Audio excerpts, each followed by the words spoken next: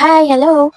So, yun po, kung update po kayo sa nangyari kay Kalingap Dan, siya po ay na-admit sa ospital. Ano po?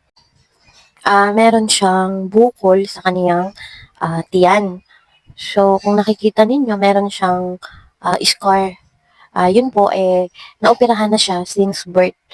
So, napansin nga niya na habang tumatagal, yung kanyang bukol sa tiyan lalong lumalaki. Kaya nag-decide siya na ipa-check up. So, sa hindi inaasahan, bigla siyang na-admit.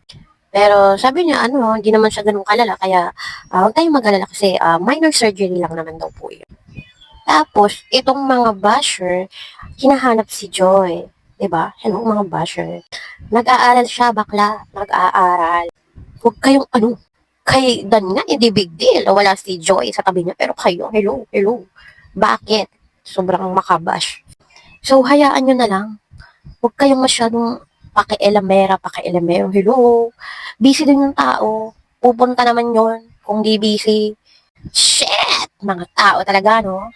Kaya, ipag-pray na lang natin. Ipag-pray natin si Kalingap Dan na sana makarecover agad siya ng mas madali, mas mabilis. Kaya, don't bash them, spread the love. Kaya, isupport natin yung channel ni Kalingap Dan para dagdag kita rin ito para sa mga gastusin niya sa mga bills. Lalo na ngayon at na-admit siya, na operahan siya. At syempre, lalo na ang Danjoy.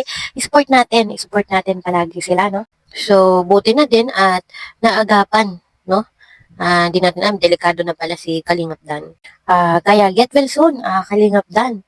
Huwag ka munang masyadong magagalaw at baka bumuka yung tahi mo. Magpahinga ka dyan at pag kailangan mo ng mag-aalaga sa'yo, nandito lang kami. Charot! Shout out, no? Shout out po sa lahat ng mga listener, subscriber sa bawat sulok ng mundo, lalo na po ang ating mga dakilang OFW. Sana ay nasa mabuti tayong kinakalagyan ngayon. And also, support natin si Kuya Val Santos Matubang and Rab Matubang at lahat ng bumubuo ng Kalingap team. Support po natin sila, guys. Kaya hanggang dito na lang. See you in my next video. Bye!